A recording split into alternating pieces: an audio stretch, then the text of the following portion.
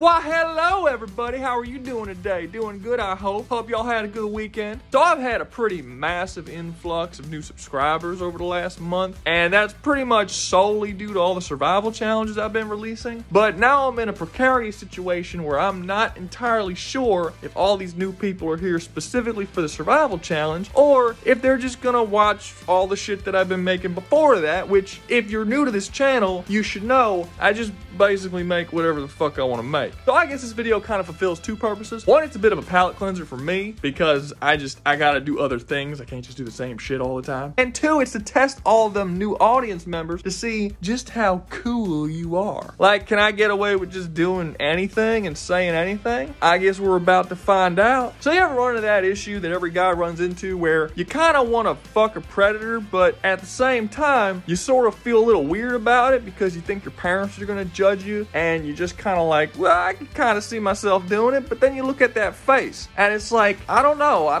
don't think I can stick my dick in that. Well, boy oh boy, do I have the answer for you. And to the little known comic book character Machiko Noguchi, a character who bravely sails out into the great unknown to answer life's important questions. Like, what would you get if you took a predator and turned him into a sexy ass Asian bitch? And you know, there's like a story and stuff too. Machiko is like a doctor or something. I'm not sure. She wears a lab coat, but they call her an associate, and she works for a corporation that does mining or some shit. They don't ever explain what the fuck she does, but she does something important, and she does it in space for a corporation. Anyway, during her doing this thing that she does that I don't know about, there is not one, but two alien invasions at the same time. One of the predators and one of the xenomorphs. During the course of the story, Machiko ends up killing a lot of the xenomorphs, including the xenomorph queen, which wins her the respect of the predators. The predators then offer for her to join their ranks, of which she does and becomes blooded. And then the story from there basically just follows her as she's fighting with the predators, becoming one of them, not really being able to be completely accepted within their culture, until she eventually finds out, holy shit, predators hunt humans. And then she betrays the predators, joins the humans, and fights against the predators, becoming a bad blood, which, in case you're not aware of predator lore, is the word that is used to describe a predator who essentially dishonors his clan by, you know, betraying them is one way, but hunting people dishonorably and things like that. And that's basically her whole story. I find the entire story a little goofy and ridiculous, mainly because, like,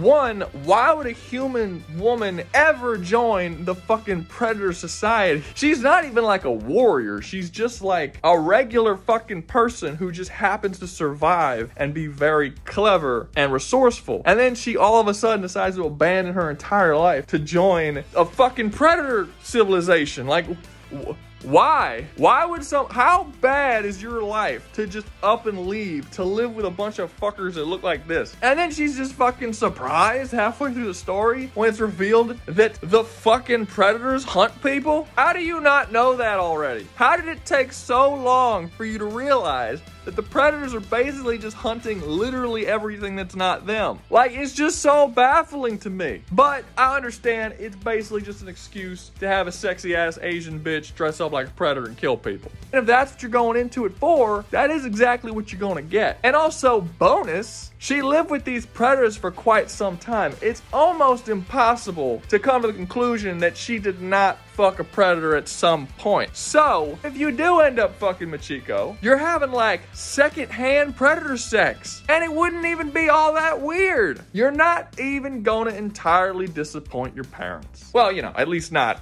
in that aspect of your life. I can't make any promises about the rest of it though. Next up, we have Masada from the Youngbloods, who fights crime with the power of Judaism. That's not a joke. That's literally what she does. So Masada is an Israeli Jew who acquired her powers by essentially all the souls of Jewish soldiers that died at a battle that took place in a city called Masada. And after they entered her body, they gave her the powers to grow really fucking tall. I don't know where the connection of that is. Like, Why is the Jew power to get big? Is there something about Judaism I'm missing? I'm not gonna lie, I don't get why that's what she got from Jewish souls. But she gets really fucking tall, and these souls being inside her body constantly overwhelm her psyche and her consciousness, and it like fucks her head up. And at one point, like, a psychic tried to enter her head and help her and be like, oh, let me try and calm you down. And then all the souls overwhelmed this psychic and put him in a fucking coma. And it's like this whole thing. It's like she's this tortured hero that's tortured with all of the pain and suffering that Jews have gone through in the history of the Jewish people. And that's like her whole vibe. Now, an important thing to note about Masada is that I don't think she ever, in the entire history of comics, ever got her own comic book. She was always a member of a team called the Youngbloods, and the Youngbloods are easily the most 90s shit ever. Like, looking at any cover of any Youngbloods comic will instantly tell you that's 90s as fuck right there. That's the 90s. Everything in the comic is trying really hard to be super gritty and badass and dark, but like, it just can't help but be accidentally goofy as fuck. And I feel like that's an important aspect of the 90s. Like, a lot of things are dark. Things try to be dark all the time. We have dark shit today and dark comics today. But there's something specific about the 90s comics where they really tried hard to be dark, and it just failed miserably and became the goofiest shit you could possibly imagine. Youngbloods is at the top of the list of just 90s cheesy teams. Them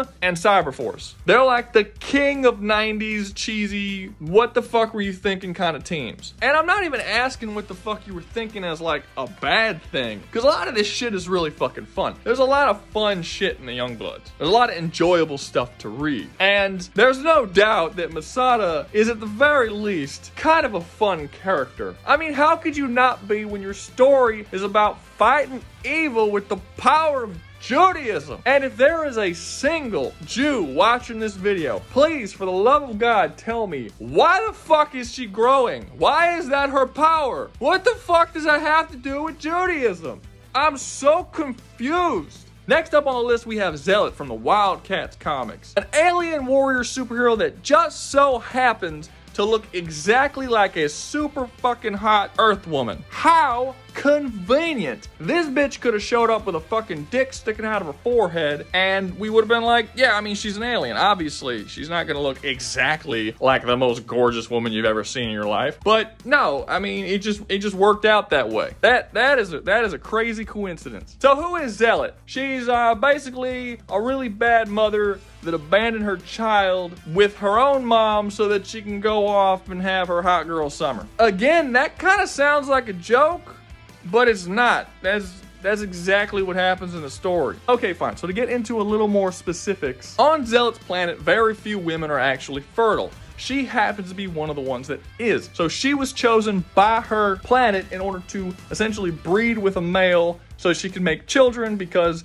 it's needed for the species, because most of the women aren't fertile. You get it. So she does that and has a daughter, but she doesn't want to be a mom and a wife and like a priestess is what they call them on her planet. She wants to go out and be a warrior and fight and all that. So she leaves her baby with her mom, says, hey, you watch this fucking kid because I don't want to do this shit, and I'm gonna go off and live my best life. And she bails, leaves the planet to become like a warrior, and then she runs face first into karma, and she crash lands on Earth and then can't leave because she doesn't have the technology to leave the planet. So she's just trapped there and she's stuck, and now she has to stay on this planet that she fucking hates and be a hero to a bunch of humans she doesn't really care all that much about, because she wanted to be a Charlton space hoe instead of take care of her responsibilities with the child that she needed to raise for the good of her people. Yeah, I'm not gonna hide it, I don't fucking like Zealot as a character. I get what they were trying to do with the character, don't get me wrong. I understand. It's the whole like women empowerment freedom thing. You're expected to stay in the house forever and have kids and be a stay-at-home mom, but you should be able to go out and do whatever it is you want to do and fuck them kids and fuck responsibility and yeah, whatever. I don't know. I don't Zealot's an asshole. I don't like Zealot. I don't give a shit what they were trying to say. She comes off like a terrible person and a shitty mom. And you can kind of tell this when you read the comics that the writers sort of feel the same way. Depending on who's writing her, she seems like more of a piece of shit or less. and that's all dependent on what writers agree with her decisions or not. Like, if a writer is clearly all for this woman empowerment message, they'll try to make her a badass and awesome and all this kind of stuff. But if a writer completely disagrees with the decisions that she's made and doesn't really like her all that much, they'll either write her as a piece of shit or as someone who needs to essentially redeem for the decisions of her past. So it's sort of iffy. Luckily, if you want to follow this piece of shit, you actually don't have to like read a comic solely about her. She's on a team called the Wildcats, and the Wildcats comics are actually pretty fun. But yeah, if we're specifically talking about Zealot, fuck that hoe. Go home to your kid. You fucking space tramp. Last up on the list, we have Bad Kitty. And I don't really understand what it is with people really wanting to fuck cats. I don't get it. Like, why are cats sexy? What is up with, like, the girls dressing up as the sexy cats and fucking all the cat shit and the cat imagery, you know, calling it a pussy? Like, what is it with fucking cats? I personally don't find cats particularly fuckable. It's just, I just find it to be a weird thing. I mean, dogs are clearly the better lay, right? So Bad Kitty is about a good cop who is doing everything she can to be a good cop until she finds out that the entire police department that she works for is corrupt as shit and they're into drugs and murder and all this other stuff. So she leaves the police department and grabs some guns and decides to take matters into her own hands and start hunting paranormal monsters. I thought that story was going to take a certain turn, and it didn't. It took a totally different turn. How did you get from A to B when writing that story? Like, it's just the weirdest thing. You're reading this story that's so clearly going in a particular direction, and then they're just like, you know, let's just throw fucking demons and ghosts and shit in there. It's like, it's just about like cops and corrupt. Well, why? You gotta think that at some time during the development of this comic, an editor somewhere was just like, what, yet another comic about somebody fighting against police corruption? Let's spice it up a bit. Throw some fucking vampires in there or some shit. And then we got Bad Kitty. And other than the From Dusk Till Dawn level fucking twist that they just decided to shove in there out of nowhere, it's your pretty basic comic about a sexy blonde bitch with guns and black leather killing things. And for the most part, you know, other than the paranormal shit, it does what it seemingly is supposed to do. The character design for Bad Kitty looks really good. The monsters have a cool design. The fights are cool. It's your pretty basic by the numbers action series with a hot gun chick. I mean, you can't really go wrong. It's a working formula. I'm not gonna go as far as to say that I like it as much as some similar comics like La Muerta or Ballistic, which are also about gun-toting badass chicks who kill a lot of people. But it's certainly not a bad one. It's kind of a hard concept to fuck up, really. It does what it does very well, and if all this stuff looks interesting to you, check it out. But that's going to be all for me today. Hope you enjoyed the video.